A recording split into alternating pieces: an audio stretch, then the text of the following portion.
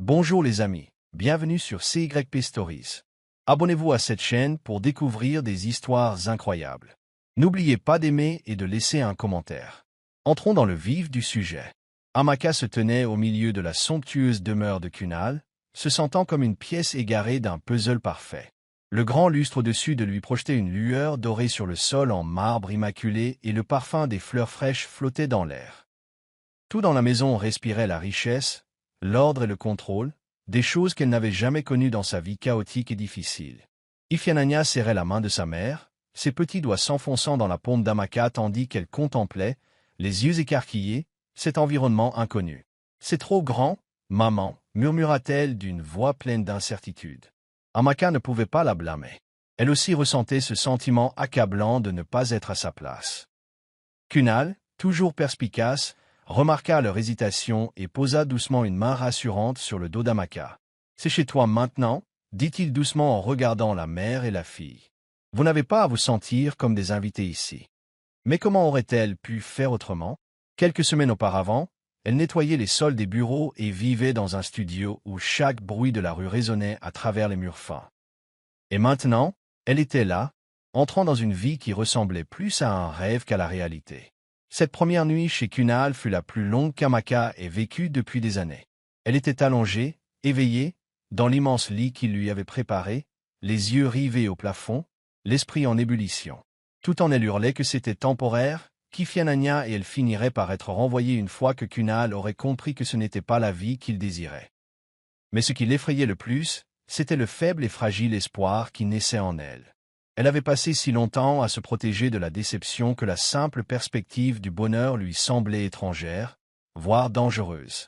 Ifeananya s'était endormie instantanément, épuisée par l'agitation de la journée. Mais Amaka n'eut pas cette chance. Elle se tourna sur le côté, observant le visage paisible de sa fille, et soupira. Ifeananya méritait la stabilité. Elle méritait amour, protection et un avenir sans lutte.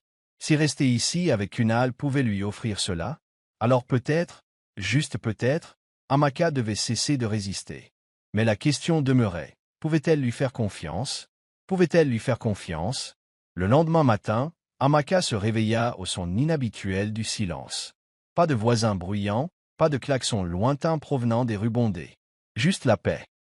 En entrant dans la cuisine, elle trouva Kunal en train de préparer le petit déjeuner, un spectacle si absurde qu'elle faillit en rire. « Tu cuisines » demanda-t-elle en croisant les bras, appuyée contre le comptoir.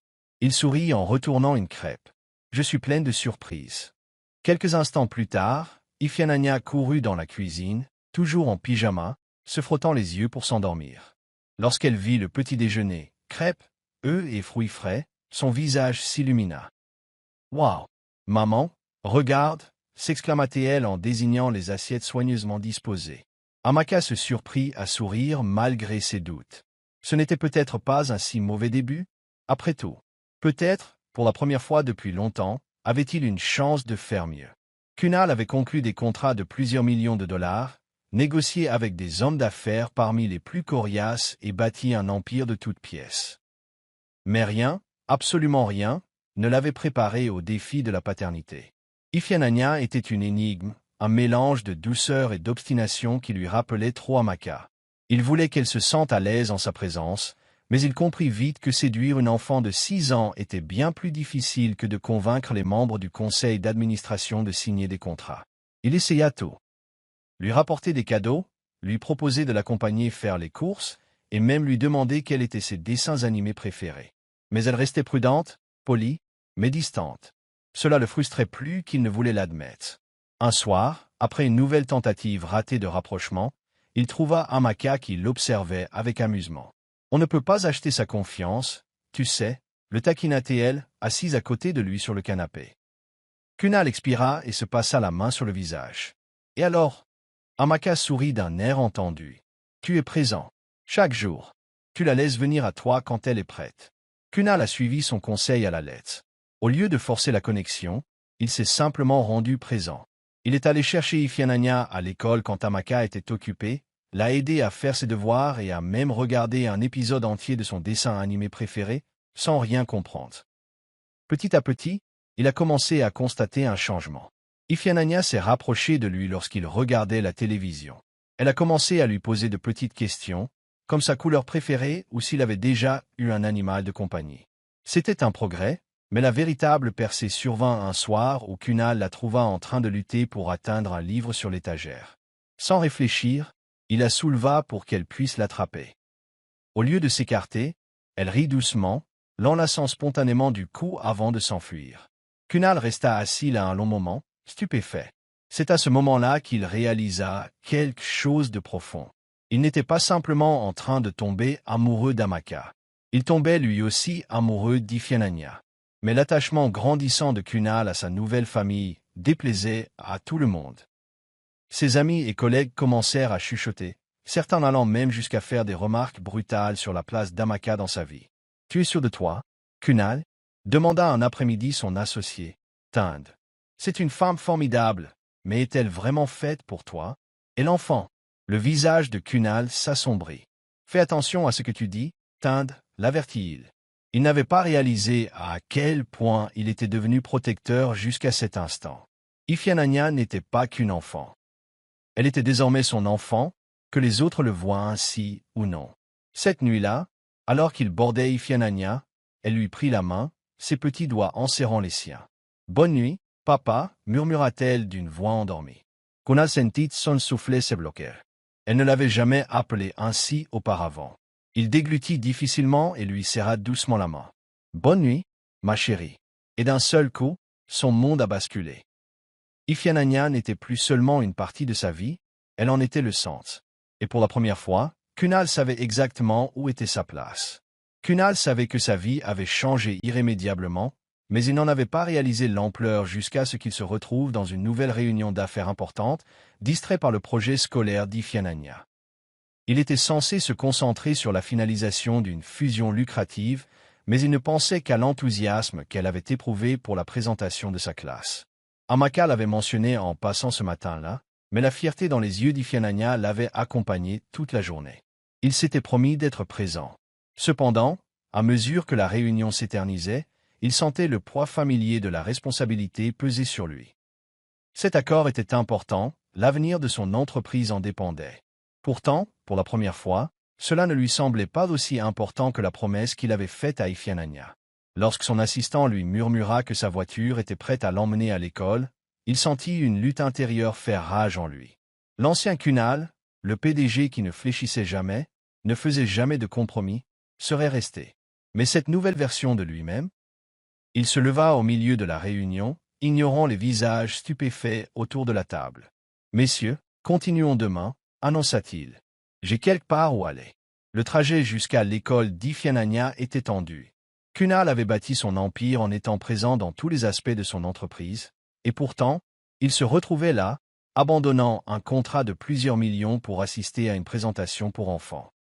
C'était irrationnel, voire irresponsable, mais c'était aussi la première fois de sa vie qu'il avait le sentiment de faire quelque chose de vraiment important. Lorsqu'il arriva dans le petit auditorium de l'école, il était essoufflé, son costume coûteux légèrement froissé par la précipitation. Il se glissa à l'arrière juste au moment où Ifeananya montait sur scène, l'air nerveux mais déterminé. Dès qu'elle le vit, ses yeux s'illuminèrent et elle rayonna, comme si sa seule présence lui avait donné du courage. À cet instant, Kunal sentit quelque chose changer en lui. Il avait conclu d'innombrables affaires, remporté des prix et gagné plus d'argent qu'il ne pourrait jamais en dépenser. Mais rien, comparé à cette petite fille qui le regardait comme s'il était son héros. Plus tard dans la soirée, tandis qu'Ifeananya discutait avec enthousiasme de sa présentation, Amaka observait Kunal avec attention. Elle avait vu le sacrifice qu'il avait fait, le choix qu'il avait dû affronter, et elle savait ce que cela signifiait. « Tu as quitté une réunion importante pour ça, n'est-ce pas ?» demanda-t-elle doucement alors qu'ils étaient assis sur le canapé après avoir couché Ifeananya. Kunal soupira et se passa une main sur le visage. « Oui, je l'ai fait. » Amaka le stabilisa un instant avant de lui prendre la main. « Merci, murmura-t-elle. Pour être venu. Pour l'avoir choisi. » Kunal baissa les yeux sur leurs doigts entrelacés, la poitrine serrée. « Ce n'était pas un choix, Amaka, admit-il. C'est ma fille maintenant. Et je serai toujours là pour elle. » La sincérité de sa voix laissa Amaka sans voix. Elle avait passé une grande partie de sa vie à croire que les hommes ne restaient que jusqu'à ce que les choses se corsent. Mais Kunal était là, lui prouvant le contraire d'une manière qu'elle n'aurait jamais imaginée. Et pour la première fois, elle s'autorisa à croire que peut-être, juste peut-être, tout cela était réel. À mesure que la relation de Kunal avec Amaka et Ifeananya s'approfondissait, le monde extérieur devenait moins indulgent. Les murmures se transformèrent en jugements ouverts, et le scepticisme entourant leur relation s'amplifia. Au début, Kunal l'ignora. Il ne s'était jamais soucié de l'opinion publique, et il n'était certainement pas prêt à s'y intéresser maintenant. Mais lorsqu'un article parut dans un grand magazine économique remettant en question son leadership et ses décisions, la situation s'envenima. De roi du conseil d'administration à père de famille, Kunal Odegbet perd-il son ascendant?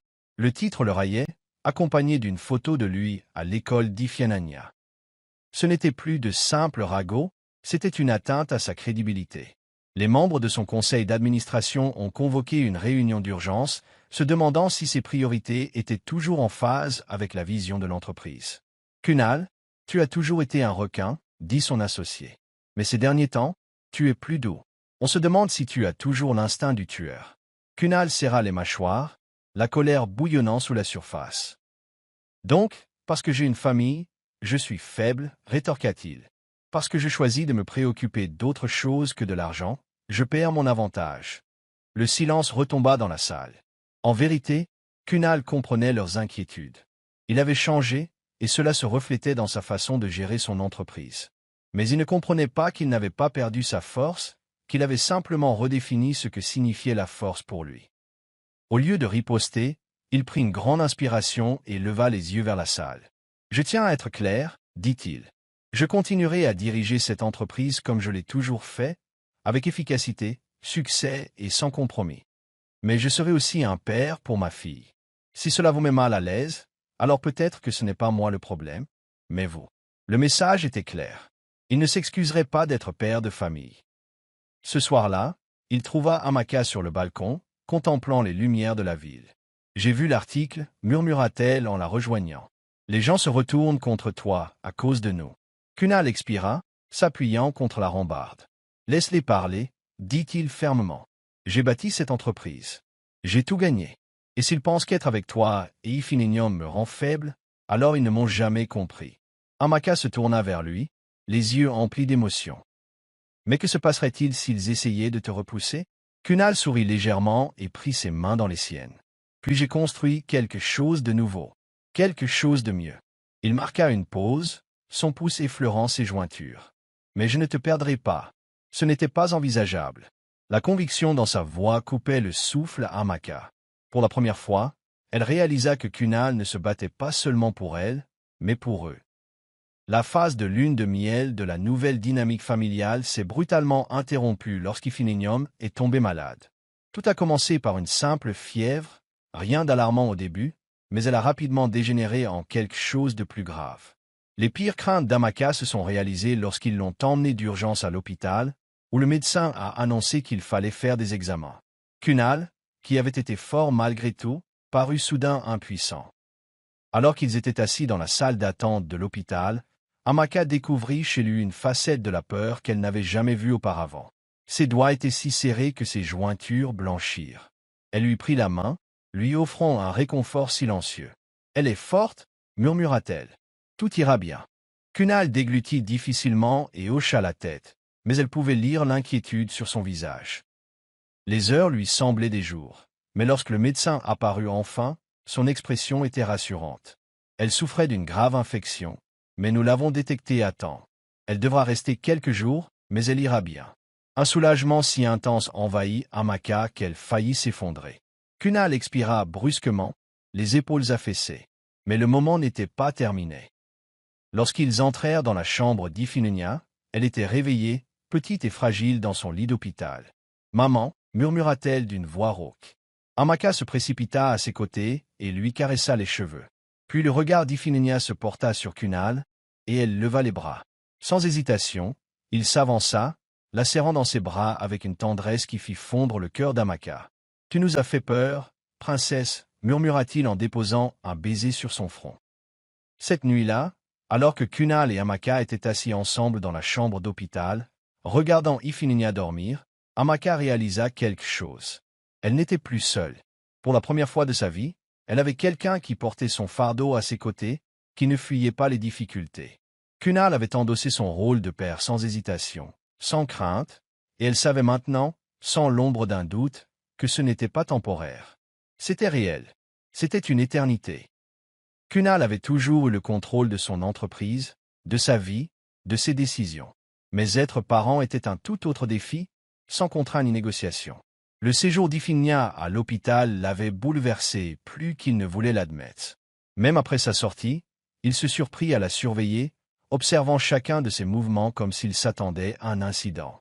Amaka le remarqua, bien sûr. Un soir, alors qu'Iphigénia jouait tranquillement avec ses poupées, elle prit Kunal à part. « Tu dois te détendre, murmura-t-elle. Elle va bien. Kunal poussa un profond soupir et passa une main dans ses cheveux. Je ne peux pas m'en empêcher. Elle était si fragile dans ce lit d'hôpital. Je ne me suis jamais senti aussi impuissant. Amaka s'adoucit et posa une main sur sa poitrine.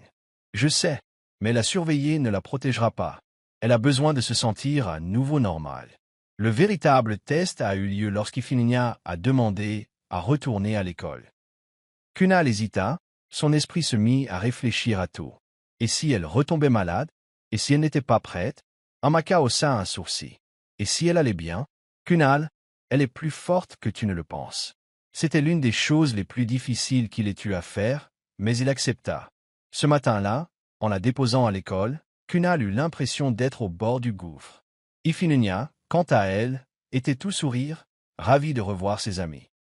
Elle se retourna à l'entrée et fit un signe de la main. « Au revoir, maman. »« Au revoir, papa. » Le mot frappa Kunal comme un éclair. « Papa !» C'était la première fois qu'elle l'appelait ainsi. Il se figea, le cœur battant à tout rompre. Amaka vit sa réaction et lui serra la main. « Elle te voit, » murmura-t-elle. « Elle te fait confiance. » Kunal déglutit difficilement et hocha la tête. Il avait passé sa vie à gagner des titres, mais celui-ci, papa, lui semblait le plus important jusqu'à présent. Ce soir-là, alors qu'ils étaient assis dans le salon, Kunal finit par admettre ce qui le pesait. « Je ne veux pas la décevoir, » avoua-t-il. « Je ne sais pas comment être père. » Amaka lui prit la main, sa prise ferme et rassurante. « Tu le es déjà, » dit-elle doucement. « Tu n'as pas besoin d'être parfait, Kunal. Il suffit de se montrer. Et c'est déjà fait. » Kunal la regarda, une profonde émotion se faisant sentir dans sa poitrine. Il avait passé sa vie à courir après le pouvoir, mais ici, avec Amaka et Iphigénia, il réalisa que la véritable force ne résidait pas dans le contrôle, mais dans l'amour. Il était prêt à l'accepter. Kunal avait toujours été un homme d'action. Quand il désirait quelque chose, il le poursuivait avec une détermination impitoyable. Et maintenant, il savait sans l'ombre d'un doute qu'il voulait qu'Amaka soit sa femme. Cette conviction grandissait depuis des semaines, se consolidant à chaque instant passé ensemble. Il ne s'agissait pas seulement d'Iphigénia, même si elle y avait largement contribué. Il s'agissait d'Amaka, la femme qui avait bouleversé son monde de la meilleure des manières. Il n'avait jamais rencontré quelqu'un comme elle, forte, résiliente, bienveillante. Elle lui avait appris plus sur l'amour en quelques mois qu'il n'en avait appris en toute sa vie. Et maintenant, il était prêt à officialiser sa relation. Il avait tout planifié méticuleusement. Un dîner privé dans son Penthouse, les lumières de la ville scintillant en arrière-plan. Un chef préparait les plats préférés d'Amaka, et une douce musique jouait en fond sonore. Mais malgré toute sa préparation, il ressentait une sensation rare, la nervosité. Et si elle n'était pas prête?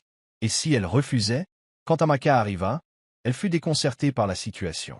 « Qu'est-ce que c'est que ça ?» demanda-t-elle, le regard empli de curiosité. Kun prit une profonde inspiration et se prit les mains. « C'est pour nous. » Il la conduisit à table, et ils mangèrent, discutant et riant comme toujours. Mais au-delà de tout cela, Kun sentait le poids de ce qu'il s'apprêtait à faire peser sur sa poitrine. Finalement, alors que le dessert était servi, Kun se leva et lui prit à nouveau les mains. « Amaka » commença-t-il d'une voix ferme malgré les battements de son cœur. « Quand je t'ai rencontré, j'étais loin d'y imaginer à quel point tu allais changer ma vie. Tu m'as mis au défi, tu m'as rendu humble et tu m'as appris ce que signifie aimer. Toi et Ifinanya m'avez donné quelque chose que je n'aurais jamais imaginé avoir, une famille. Il s'agenouilla et sortit une boîte en velours. Amaka halta, les mains portées à sa bouche. Je ne veux plus attendre. Je veux passer ma vie avec toi. Veux-tu m'épouser? Les larmes montèrent aux yeux d'Amaka tandis qu'elle hochait la tête, incapable de parler. Lorsqu'elle retrouva enfin sa voix, ce n'était plus qu'un murmure. Oui, elle respira. Kun glissa la bague à son doigt avant de la serrer dans ses bras. À cet instant, plus rien n'avait d'importance. C'était leur début. Leurs fiançailles ne ravirent pas tout le monde. La réaction fut rapide, notamment de la part de la famille de Kun. Sa mère, une femme formidable qui avait toujours rêvé d'une épouse différente pour lui, se fit particulièrement entendre. Une femme de ménage, Kun, railla-t-elle lorsqu'il lui annonça la nouvelle. « C'est à ça que tu t'es réduit ?» Kun serra les dents, sa patience s'amenuisant. « Amaka n'est pas qu'une femme de ménage, » dit-il sèchement. « C'est la femme que j'aime, celle que je vais épouser. » Sa mère secoua la tête, la déception gravée sur son visage. « L'amour ne suffit pas. Crois-tu vraiment qu'elle a sa place dans notre monde ?» Kun resta ferme, refusant de se laisser ébranler par ses paroles. « Sa place est avec moi. C'est tout ce qui compte. » Mais la confrontation lui laissa un goût amer. Il savait que l'approbation de sa mère ne viendrait pas facilement, mais il ne s'attendait pas à un rejet catégorique. Mais le véritable test survint quand Amaka l'apprit. Elle avait entendu une partie de la conversation, et Kun vit la douleur dans son regard. « Peut-être a-t-elle raison, murmura-t-elle plus tard dans la soirée. Peut-être que je n'appartiens pas à ton monde. » Kun se tourna vers elle, la frustration bouillonnant dans sa poitrine. « N'ose pas dire ça, dit-il d'une voix ferme. Mon monde, c'est toi. Toi et Ifinanya. Peu m'importe ce que pensent les autres. » Amaka soupira et détourna le regard. « Yeah, je ne veux pas m'immiscer entre toi et ta famille. » Kun s'approcha, le menton relevé, forçant son regard à le regarder. « Tu ne le hais pas, lui assura-t-il. C'est ma décision. Et je te choisis. » À chaque fois, Amaka scrutait son visage, à la recherche d'une trace de doute. Elle n'en trouvait aucune. Lentement, elle hocha la tête, le cœur gonflé d'émotion. « D'accord, murmura-t-elle. » Kun prit son visage entre ses mains et déposa un doux baiser sur son front. « Nous affronterons cette épreuve ensemble. » Et Amaka savait que, quels que soient les obstacles, Kun n'irait nulle part. Il l'avait choisi, et elle était enfin prête à croire en ce choix. Kun avait toujours cru que l'argent et le pouvoir pouvaient résoudre tous les problèmes. Mais l'amour exigeait patience, résilience et volonté de se battre pour l'essentiel. Les conséquences de leur fiançailles avaient été rapides. Sa mère refusait de reconnaître Amaka et nombre de ses pairs d'élite murmuraient qu'il avait abaissé ses standards. Il aurait été facile de se laisser submerger par la pression, mais Kun refusait de laisser le monde dicter son bonheur. Amaka, cependant, n'était pas aussi insensible. Elle voyait le regard des gens sur elle, les regards condescendants sur les événements, les remarques subtiles mais cruelles. Ça lui faisait mal, même si elle essayait de ne pas le montrer. Un soir, elle finit par exprimer ses craintes. « Et si je n'étais jamais acceptée ?» demanda-t-elle d'une voix faible et vulnérable. Kun lui prit les mains, la serrant fermement. « Alors, nous créerons notre propre monde, » dit-il. « Je n'ai pas besoin de leur approbation pour t'aimer. » L'épreuve fut lorsqu'ils assistèrent ensemble à un gala prestigieux. C'était le premier événement majeur où Amaka fut présentée comme la fiancée de Kun, et l'attention était suffocante. Les femmes la regardaient avec un mépris à peine voilé, les hommes remarquaient à peine sa présence, et sa mère refusait même de la regarder. Kun, cependant, resta à ses côtés tout le temps, lui montrant clairement qu'elle avait sa place. Mais le coup de grâce survint lorsqu'une femme d'affaires influente, amie de longue date de la famille, s'approcha avec un sourire cruel. « Je dois dire, Kun, dit-elle d'une voix débordante de condescendance, c'est rafraîchissant de voir un homme prêt à aider les plus démunis. Un véritable cas de charité. » Amaka se raidit, mais avant qu'elle puisse répondre, Kun le fit. Son expression était calme, mais sa voix était froide. « Tu as raison, » dit-il, son regard rivé sur celui de la femme. Amaka est un don. Une femme plus forte, plus gentille et plus intelligente que la plupart des personnes présentes dans cette pièce. Et j'ai de la chance de la voir.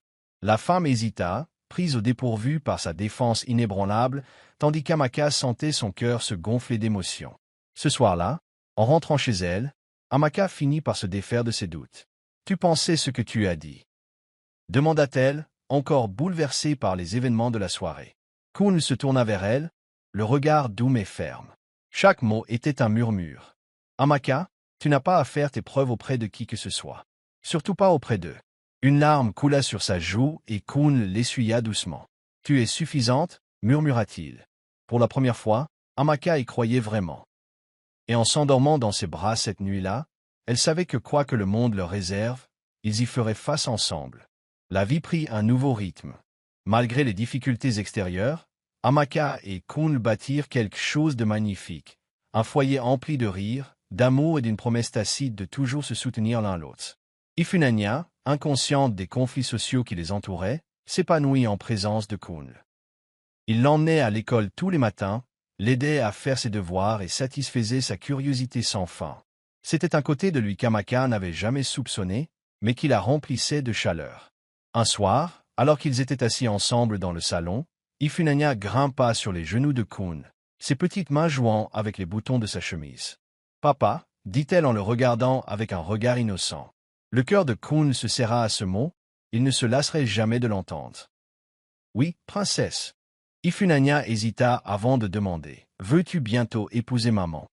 Kun rit doucement, jetant un coup d'œil à Amaka, figée, surprise par la question de sa fille. « Je lui ai déjà demandé, » dit Kun en souriant. Et elle répondit oui.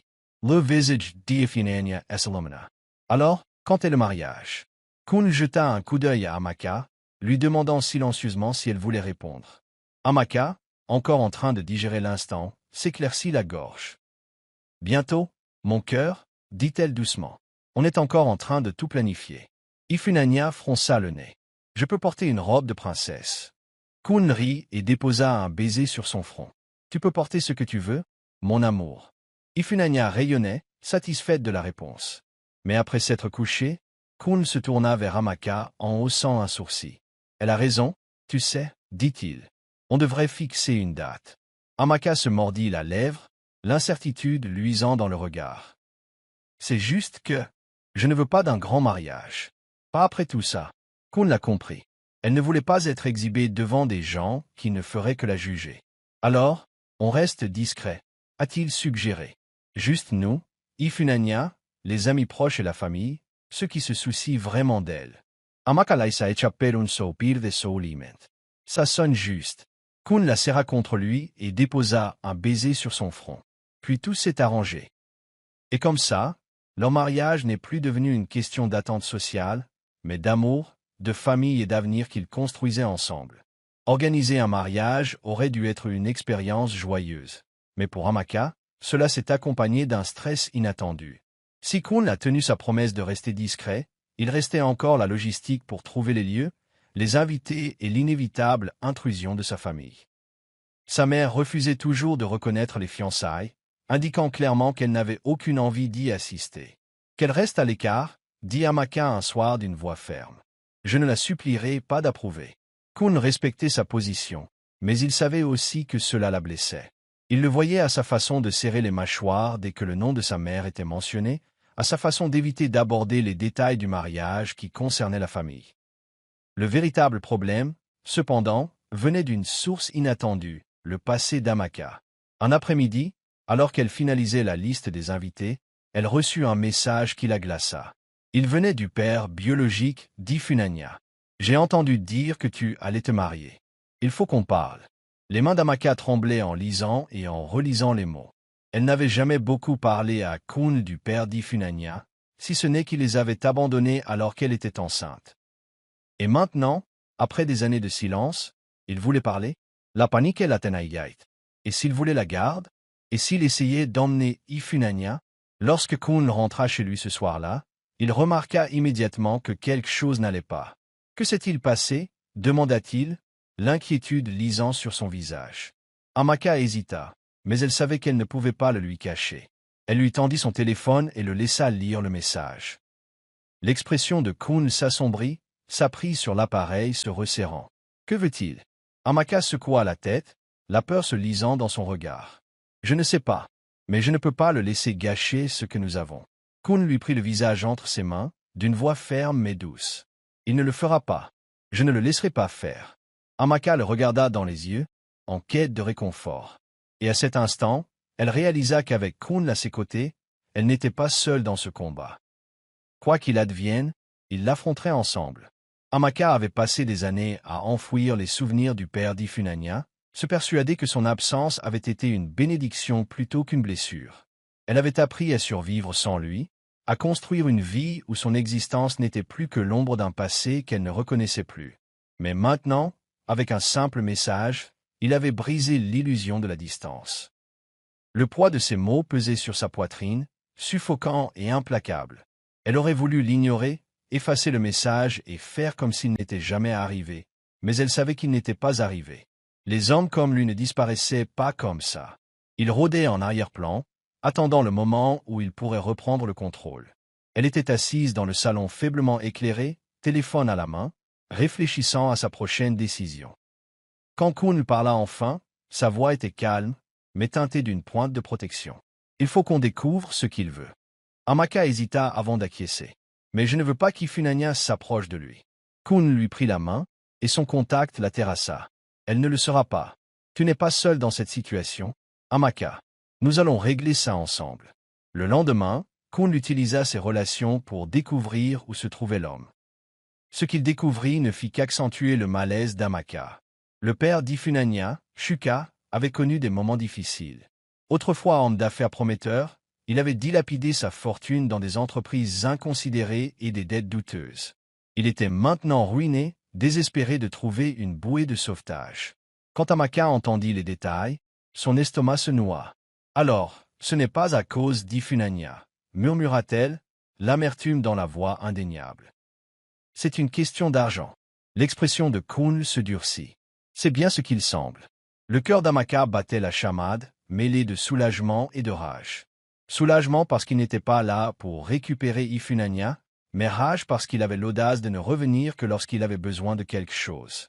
Elle serra les poings, les vieilles blessures de l'abandon s'éveillant. « Il nous a quittés, murmura-t-elle. Il nous a jetés comme si nous ne représentions rien.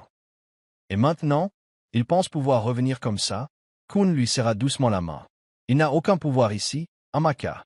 Il n'a rien à dicter. » Ce soir-là, Amaka était assise seule dans leur chambre, contemplant son reflet dans le miroir. La femme qui la regardait n'était plus la même, celle qui avait été abandonnée et brisée. Elle était plus forte, plus sage. Elle avait construit quelque chose pour elle, pour sa fille. Et elle ne laisserait pas un fantôme de son passé la lui ravir. Prenant une grande inspiration, elle prit son téléphone et, pour la première fois depuis des années, composa le numéro de Shuka. Lorsqu'il répondit, sa voix était emplie d'une fausse chaleur, comme s'il n'était jamais parti. « Amaka, ça fait si longtemps. » Elle ravala la bile qui lui restait dans la gorge. « Arrête de faire semblant, Shuka. Que veux-tu » Il y eut un silence, puis un soupir. « J'ai besoin de ton aide. » Amaka ferma les yeux, se préparant. « Tu as perdu ce droit le jour où tu t'es éloigné. » Elle percevait le désespoir dans sa voix, les failles dans sa confiance. « S'il te plaît, juste une rencontre. Je m'explique. » Contre son bon sens, elle a accepté. Pas pour lui, mais pour elle-même. Il était temps de tourner la page une fois pour toutes. Kun insista pour l'accompagner à la réunion, mais Amaka refusa. « C'est quelque chose que je dois faire seule, » dit-elle. Il n'apprécia pas, mais il respecta sa décision. Pourtant, en entrant dans le café tranquille où ils avaient convenu de se retrouver, elle sentit la présence de Kun dans son esprit, un protecteur silencieux, veillant sur elle-même de loin. Shuka était déjà là, l'air plus âgé et plus mince. Son assurance avait laissé place à des épaules voûtées et à un regard las. L'espace d'un instant, elle ressentit presque de la pitié. Presque. Elle s'assit en face de lui, les bras croisés. Parlant. Il laissa échapper un profond soupir en se frottant les tempes. « J'ai fait des erreurs, admis-il. J'étais jeune, stupide.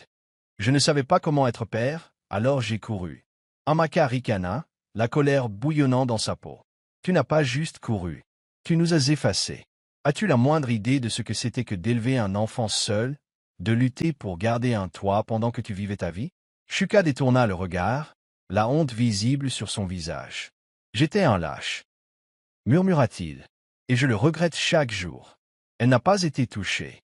Le regret n'a pas effacé les années de lutte, les nuits passées à se demander comment elle allait nourrir sa fille, la douleur de savoir qu'Ifinanya n'aurait jamais de père pour la border le soir. « Pourquoi es-tu ici, Shuka » demanda-t-elle d'une voix froide. Il soupira. « J'ai besoin d'aide, Amaka. J'ai tout perdu. Mon entreprise, ma maison. Il ne me reste plus rien. » Elle serra les dents. « Et tu crois que je te dois quelque chose ?» Il la regarda dans les yeux, le désespoir illuminant son regard. « Pas devoir. Mais je me suis dit qu'on pourrait peut-être prendre un nouveau départ. Peut-être que je pourrais faire partie de la vie d'Ifinanya. » Ces mots la glaçaient.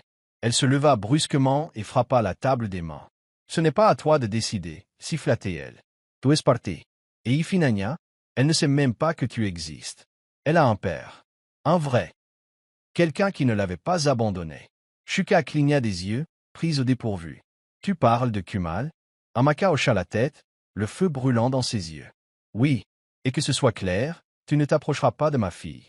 Quelle que soit la culpabilité que tu portes, c'est à toi de la porter, pas à elle. » Shuka déglutit difficilement, mais il vit la finalité dans son regard. Il avait perdu tout droit qu'il aurait pu avoir autrefois. En se retournant pour partir, elle se sentit plus légère, comme si elle avait enfin refermé une porte restée ouverte trop longtemps. Quand Amaka rentra chez elle, Kumal l'attendait. Il n'eut pas besoin de lui demander comment s'était passée la réunion, il le voyait à son attitude. « Forte, libérée. C'est fini, dit-elle simplement.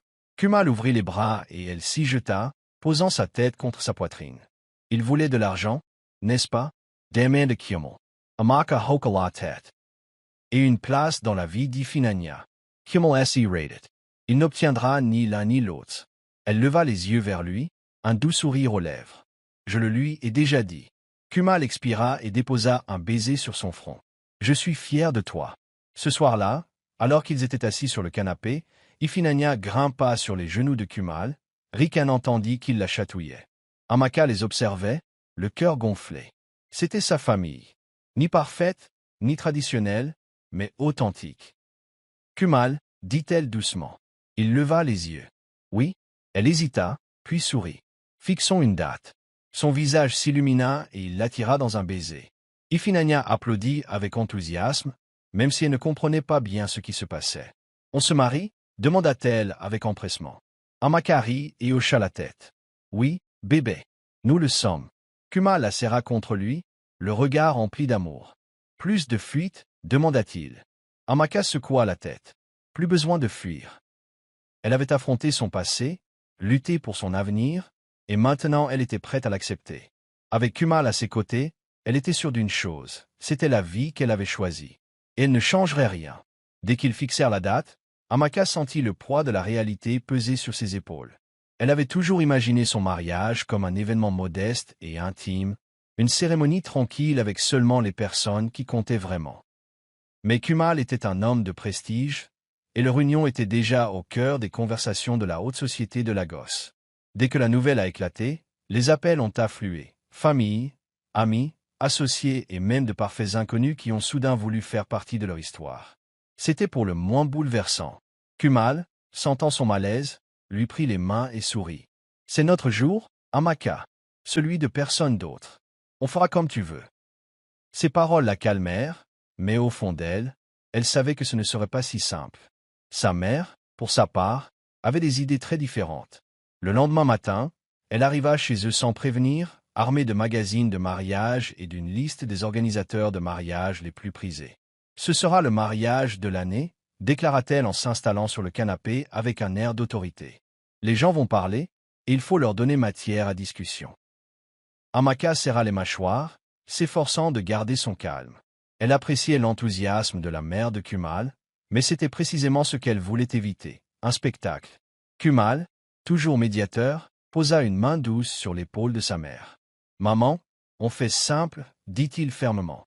C'est de nous qu'il s'agit, pas du public. » Sa mère ricana en feuilletant un magazine sur papier glacé. « C'est simple. Kumal, tu épouses une femme d'un rang inférieur à ton rang, et les gens remettent déjà en question cette union. Si tu ne leur offres pas un mariage grandiose, ils ne cesseront jamais de parler. » Ces mots la blessèrent, mais Amaka refusa de se laisser briser. Elle avait passé trop de temps à faire ses preuves, et elle n'allait pas commencer à justifier sa valeur maintenant. « Sauf votre respect, maman, dit-elle d'une voix ferme, je me fiche de ce que les gens pensent. Ce mariage est une question d'amour, P. A de statut. La mère de Kumal poussa un soupir dramatique, visiblement peu impressionnée, mais elle n'insista pas davantage. Au lieu de cela, elle se leva, redressa son coûteux cafetan et dit « Laisse-moi au moins t'aider à choisir ta robe. » Amaka hésita, puis hocha la tête. Elle pouvait faire un compromis, ne serait-ce que pour préserver la paix. À mesure que les préparatifs du mariage avançaient, l'excitation d'Ifinanya grandissait. Elle parlait sans cesse de son rôle de demoiselle d'honneur, de son désir de porter une robe scintillante comme une princesse. Voir sa fille se réjouir lui donnait l'impression que tout en valait la peine. Un soir, alors qu'Amaka et Kumal étaient assis ensemble pour finaliser la liste des invités, il se tourna vers elle, l'air pensif. « Tu sais, dit-il en traçant de petits cercles dans sa paume, on pourrait se marier ensemble. » Amaka rit en secouant la tête. « Et priver ta mère du mariage mondain dont elle rêve, elle ne me le pardonnerait jamais. » Kumal eut un sourire narquois. Tentant, pourtant. Elle appuya sa tête contre son épaule, soupirant de contentement. « Peu importe l'ampleur du mariage, tant que je t'épouse, c'est tout ce qui compte. » Kumal l'embrassa sur le front et la serra dans ses bras. « Alors, c'est tout ce qui compte pour moi aussi. » Malgré leur bonheur, Amaka ne parvenait pas à chasser le doute qui la tenaillait. Elle n'avait jamais douté de Kumal, elle n'avait jamais été sûre de son amour pour lui, mais de sa place dans son monde. Plus le mariage approchait, plus elle percevait le jugement dans les yeux des gens, les murmures qui la suivaient dès qu'elle entrait dans une pièce. Elle avait travaillé dur pour se construire une vie, mais pour eux, elle resterait toujours la femme de ménage qui avait su attirer l'attention d'un milliardaire. Un après-midi, alors qu'elle récupérait Ifinanya à l'école, elle entendit deux mères bavarder près du portail. Elle a dû chanter du jazz, murmura l'une d'elles en secouant la tête, incrédule. Sinon, un homme comme Kumal n'aurait jamais pu épouser quelqu'un comme elle. Amaka serra les poings, tout son corps tremblant sous l'effort pour les ignorer. Mais leurs paroles lui restèrent en travers de la tête comme des épines, acérées et implacables.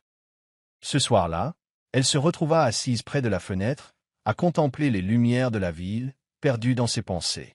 Kumal, remarquant son silence, s'assit à côté d'elle et lui prit la main. « Qu'est-ce qui ne va pas » demanda-t-il doucement. Elle hésita avant d'exprimer enfin la peur qui la rongeait. « As-tu déjà regretté cela » demanda-t-elle d'une voix à peine plus forte qu'un murmure. Kumal fronça les sourcils. « Regretter quoi » Elle déglutit difficilement. « To me choices » Tu épouses quelqu'un qui ne correspond pas à ton univers. L'expression de Kumal s'adoucit et il prit son visage entre ses mains. Amaka, dit-il fermement, tu es mon univers. Pas mon argent, pas mes affaires, toi. Elle cligna des yeux pour retenir ses larmes tandis qu'il continuait. Je me fiche de ce que les autres pensent. Je ne t'ai pas choisi à cause de tes origines. Je t'ai choisi pour qui tu es. Et si quelqu'un a un problème avec ça, qu'il aille en enfer. Ces mots apaisèrent la douleur dans sa poitrine, mais elle savait qu'il lui faudrait du temps pour faire taire les voix dans sa tête. Pourtant, elle s'autorisa à croire en son amour, à s'accrocher à la vérité qu'il ne l'avait jamais fait se sentir inférieure. Elle se laissa aller dans ses bras, laissant sa chaleur chasser les ombres du doute. « Je t'aime, murmura-t-elle. Kumal déposa un baiser sur son front. Et je passerai le reste de ma vie à prouver qu'il ne faut jamais remettre ça en question. À l'approche du mariage, Kumal se promit de tout faire pour être le père qu'Ifinanya méritait. Il l'avait aimée dès le premier regard, non par obligation, mais parce qu'elle faisait partie d'Amaka. Elle était brillante, gentille et pleine de vie, et il voulait être l'homme sur qui elle pourrait toujours compter. Un soir, alors qu'il était assis avec elle dans une pièce, l'aidant à ranger ses poupées, elle leva soudain vers lui des yeux écarquillés et sérieux. « Kumal » demanda-t-elle avec hésitation. Il sourit. « Oui, mon cœur. » Elle joua avec l'ourlet de sa robe, l'air incertain. « Puis-je t'appeler papa ?» Le cœur de Kumal se serra, les émotions le submergeant comme un raz de marée. Il ne s'y attendait pas, n'osait même pas l'espérer. Il prit ses petites mains et les serra doucement. « Seulement si tu le veux, princesse. » Ifinenya hocha la tête avec empressement. « Je le veux. Parce que tu nous aimes, maman et moi, n'est-ce pas ?» Kumal ravala la boule dans sa gorge et hocha la tête. « Plus que tout. » Ifinenya sourit, puis se jeta dans ses bras. « Ok, papa. » Kumal la serra fort dans ses bras, le cœur gonflé d'un amour si profond qu'il en était presque bouleversant. À cet instant, Il comprit qu'il n'épousait pas seulement Amaka. Il allait avoir une fille. Plus tard dans la soirée, alors qu'il partageait ce moment avec Amaka, elle s'essuya les yeux, le cœur rempli. Elle n'a jamais appelé personne comme ça, murmura-t-elle. Kuma la serra contre lui et déposa un baiser sur ses lèvres. Alors je veillerai à ce qu'elle ne le regrette jamais. Et dans cette promesse, il trouva sa plus grande raison d'être, non seulement comme mari, mais aussi comme père. Les préparatifs du mariage se poursuivaient, accompagnés d'une pression croissante de toutes parts. Les médias étaient incessants, les tabloïds spéculant sur chaque détail de leur relation. Les blog people publiaient de longs articles remettant en question les intentions d'Amaka, fouillant dans son passé et déformant son histoire pour l'adapter à leur propre récit. Kumal avait fait de son mieux pour la protéger, mais les murmures parvenaient malgré tout à la toucher. Elle essayait de les ignorer, de se rappeler que ce qu'elle avait vécu avec Kumal était réel, mais c'était difficile. Un après-midi, elle retourna dans son ancien quartier pour voir Mama Huche, la femme qu'il avait recueillie quand elle était au plus bas. Alors qu'ils étaient assis dans le petit salon, buvant du vin de palme, Mama Huche lui lança un regard entendu. « Tu doutes encore de toi, n'est-ce pas » demanda-t-elle. Amaka soupira. « Parfois, je me demande si je suis assez forte pour cette vie. » Mama Huche secoua la tête et tendit la main pour la serrer. « Tu as déjà prouvé ta force, ma chère. Ceux qui parlent le font parce qu'ils ne comprennent pas votre parcours. Vous méritez l'amour et le bonheur. Ne laissez pas leurs paroles vous faire oublier cela. » Amaka hocha la tête, mais le doute persistait. Ce soir-là, en rentrant chez elle, elle trouva Kumal arpentant son bureau, son téléphone à la main. Sa mâchoire était serrée, son expression indéchiffrable. « Qu'est-ce qui ne va pas » demanda-t-elle prudemment. Il hésita avant de lui tendre son téléphone. C'était un article fuité, rempli de fausses histoires à son sujet. Il la traitait d'opportuniste, prétendait qu'elle avait comploté pour s'immiscer dans sa vie. Certains suggéraient même qu'Ifinanya n'était pas vraiment sa fille, mais une enfant qu'elle avait empruntée pour paraître plus sympathique. Les mains d'Amaka tremblaient en lisant. « Comment ont-ils pu dire ça » murmura-t-elle. Kumal lui prit le téléphone et le jeta sur le bureau. « Parce que ce sont des lâches qui ne supportent pas de voir une femme comme toi gagner, » dit-il avec férocité. « Mais je ne les laisserai pas te toucher, Amaka. Je te le jure. » Son attitude protectrice apaisa quelque chose en elle, mais n'effaça pas la douleur. Elle avait travaillé si dur pour se construire une belle vie, et maintenant elle avait l'impression que le monde essayait de la détruire. Mais tandis que Kumal la prenait dans ses bras, elle se rappela ce que Mama Huche lui avait dit. Elle méritait cet amour et elle ne laisserait pas la peur le lui enlever. Le lendemain matin, Kumal donna une conférence de presse. Il se tenait devant les caméras, la posture ferme, le ton inébranlable. « Soyez clairs » dit-il d'une voix qui résonnait dans la salle. « Amaka n'est pas un chercheur d'or. C'est la femme que j'aime, celle que j'ai choisi d'épouser et la meilleure mère que j'ai jamais vue. Quiconque remet cela en question me remet en question. » Ces propos ont provoqué une onde de choc dans les médias. Amaka regardait la retransmission depuis chez elle, la poitrine serrée par l'émotion. À son retour ce soir-là, elle le serra dans ses bras. « Tu n'étais pas obligé de faire ça, » murmura-t-elle. Kumal l'embrassa sur le front. « Oui, je l'ai fait. Tu ne te bats plus seule, Amaka. Nous sommes solidaires. » Et à cet instant, elle savait que quoi que le monde leur réserve, ils l'affronteraient côte à côte. À l'approche du jour du mariage, Kumal s'attachait de plus en plus à son nouveau rôle de père d'Ifinanya. Il avait toujours pris soin d'elle, mais maintenant il assumait chaque responsabilité avec une fierté et un dévouement qui le surprenait lui-même. Il allait la chercher à l'école dès qu'il le pouvait, assistait à ses réunions parents-professeurs et l'aidait même dans ses projets scolaires. Un soir, alors qu'ils étaient assis dans une salle de coloriage, Ifinanya se tourna vers lui avec une expression curieuse. « Papa » demanda-t-il. Kumal sourit. « Oui, princesse. » Elle hésita avant de demander. « Seras-tu toujours mon papa, même après ton mariage avec maman ?» Le cœur de Kumal se gonfla à cette question innocente. Il posa le crayon et se tourna vers elle. « Pour toujours, promit-il. Quoi qu'il arrive, je serai toujours là pour toi. » Ifinanya sourit et l'entoura de ses petits bras. « D'accord, » murmura-t-elle. « Parce que je t'aime, papa. » Kumal raconta ce moment à Amaka plus tard dans la soirée, et elle s'essuya les yeux, submergée par l'émotion. « Tu l'aimes vraiment, n'est-ce pas » demanda-t-elle. Kumal prit son visage entre ses mains. « C'est ma fille, Amaka. dans tous les domaines qui comptent. Le cœur d'Amaka se serra. Elle ne s'était jamais attendue à cela, n'avait jamais osé espérer qu'un homme se porterait volontaire pour Ifunanya comme Kumal l'avait fait. « Merci, murmura-t-elle. De l'aimer. Pour nous aimer. » Kumal l'embrassa tendrement. « T'aimer est la chose la plus facile que j'ai jamais faite. » Cette nuit-là, alors qu'ils étaient allongés ensemble, Amaka réalisa qu'elle n'avait plus peur de l'avenir. Elle avait toujours eu peur d'être abandonnée, d'être laissée pour compte. Mais avec Kumal, elle savait qu'elle n'aurait plus jamais à affronter cette peur. Le lendemain matin, alors qu'Ifunanya se préparait pour l'école, elle se tourna vers Amaka avec un sourire enthousiaste. « Puis-je dire à mes amis que mon papa vient me chercher aujourd'hui? » Amaka rit. « Bien sûr, ma puce. » Ifunanya sourit. « Bien, parce que je leur ai dit que mon père était le meilleur du monde. » Kumal, qui écoutait depuis la porte, rit. « C'est beaucoup à faire, dit-il en entrant dans la pièce. Ifunanya lui sourit. « Tu peux le faire, papa ?» Et Kumal savait qu'il passerait le reste de sa vie à lui donner raison. Le matin de leur mariage fut un tourbillon d'émotions. Amaka était assise dans la suite nuptiale, les yeux fixés sur son reflet dans le miroir. Elle reconnaissait à peine la femme qui la regardait. L'élégante robe blanche, les délicates boucles d'oreilles en or, le maquillage subtil mais éclatant. Elle était bien loin de la simple femme de ménage qu'elle avait été. Mais au fond, elle était toujours la même femme. Celle qui s'était battue pour tout ce qu'elle avait. Celle qui avait survécu. On frappa à la porte et Mama Huche entra. « Ma chérie, dit-elle doucement, tu es magnifique. » Amaka sourit et prit les mains de la vieille dame. « Merci, maman. » Les yeux de Mama Huche pétillèrent. « Ta mère aurait été si fière de toi. » Amaka ravala la boule dans sa gorge et hocha la tête. « Je l'espère. » Pendant ce temps, Kumal se tenait devant l'autel, le cœur battant. Il avait dû faire face à des contrats de plusieurs millions de dollars, à des batailles commerciales et à des négociations à enjeux élevés, mais rien ne l'avait jamais rendu aussi nerveux que d'attendre qu'Amaka se marie. Puis, les portes s'ouvrirent, et elle était là. Son soufflet se bloqua.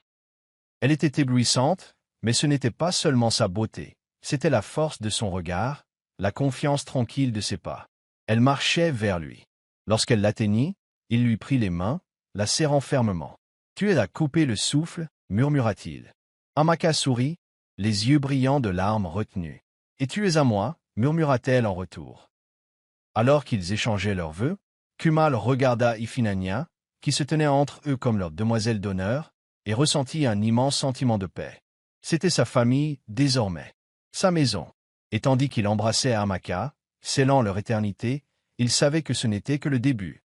Quoi qu'il arrive, ils l'affronteraient ensemble. Pour toujours.